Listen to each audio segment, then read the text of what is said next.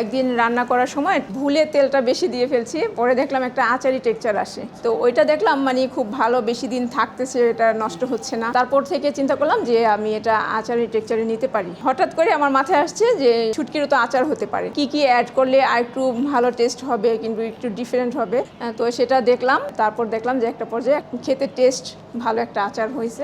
বাংলাদেশে যে এত মানুষ শুটকি পছন্দ করে, আমি যদি এই আচারটা বিক্রি না করতাম তাহলে বুঝতেই পারতাম না। আচারটা যখন আমি তৈরি করলাম তখন আমার ফ্যামিলির সদস্যদের খাওয়ালাম যে দেখো এটা কেমন। তো ছেলে মেয়ে ওরা সবাই বললো যে হ্যাঁ ভালো, তো এটা ভালোই খেতে। অনেকে শুটকি পছন্দ করে না, তো ওই ফ্লেভারটা কিন্তু মানে এখানে আর থাকে না, খারাপ ফ্লেভারটা থাকে না। আমি অনেক শুটকি খাইছি, কিন্তু দেখা গেছে যে তেল দিলে এটা একটা আচারি টেক্সচার হয়। তো সেই দিনই ঠিক করলাম যে আমি আর শুটকি রান্না না, শুটকি দিয়ে আমি কিছু বানাবো।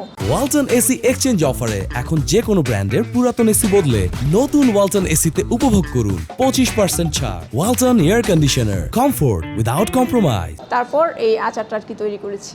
আমি কোনো ব্যবসায়ী না, কিন্তু রান্না জানতাম, সেই রান্নাটা নিয়ে আর কি কাজ করতে চাচ্ছিলাম। যে শুটকিটা রান্নাঘরে পড়ে থাকতো সেই শুটকিটাই কিন্তু আজকে আমার পরিচয়। আচারটা যখন আমি তৈরি করি, আচারটা রান্না করার পর আমার ছেলে মেয়েকে প্রথমে আমি খাওয়াই, যেহেতু আমাদের সদস্য সংখ্যা খুবই কম। ছেলে মেয়েকে খাওয়াই, ওরা বলে খুবই ভালো হয়েছে আম্মু, টেস্ট হয়েছে অনেক। ওরা এমনি শুটকি বেশি পছন্দ করতো না, কিন্তু দেখা গেছে ওই আমার আচারটা পছন্দ করেছে। তারপর আমার আম্মাকে খাওয়াই, যাকে যাকে খাওয়াইছি সবাই বলছে যে ভালো টেস্ট। আমার ফ্যামিলির কিংবা আমার পরিচিত যারা আছে তারা হাসাহাসি করেনি, কিন্তু দেখা গেছে যে সেল করতে গিয়ে তখন দেখা গেছে যে কেউ কেউ হাসাহাসি করছে, শুটকির আবার আচার হয় নাকি, এটা মানে কমেন্ট বক্সে এসে হাসাহাসি করে, শুটকিরও আচার বের হয়ে গেছে এরকম কিছু আর কি বলতো।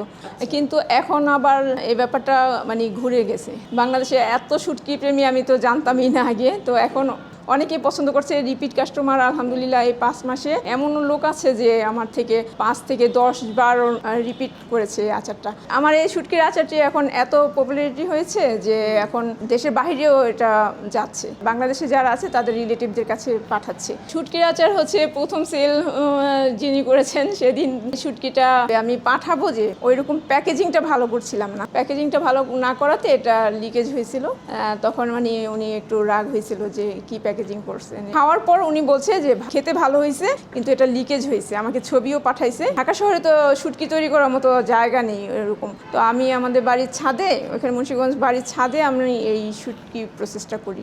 মানে আগে আমি যেভাবে তৈরি করতাম নিজে খাওয়ার জন্য, ওইভাবে শুটকিটা আগে তৈরি করি ওখানে রোদে শুকিয়ে। বাজারের যে কেনা শুটকিগুলি আছে ওইগুলিতে কীটনাশক থাকে, তো ক্যান্সার হয়, মানে বিভিন্ন ধরনের রোগাক্রান্ত হয়। তো তখন থেকে মানে আমি খাওয়া বাদ দিয়ে দিয়েছি। তারপর আবার চিন্তা করছি যে শুটকি আমি এত পছন্দ করি, তো এটা আমি বাদ দিব কেন। আমি বাজার থেকে আনি শুকাইয়ে তারপর আমি এটা বিক্রি করি। তো যখন আমি ব্যবসায় আসছি তখন আমি চিন্তা করছি যে শুটকির আচার যখন আমি তৈরি করব, আমি যেভাবে খাই সারা বছর সেইভাবেই আমি শুটকিটা তৈরি করে বিষমুক্ত, কীটনাশক মুক্ত একটা শুটকি দিয়ে আমি আচারটা তৈরি করে সবাইকে দিব।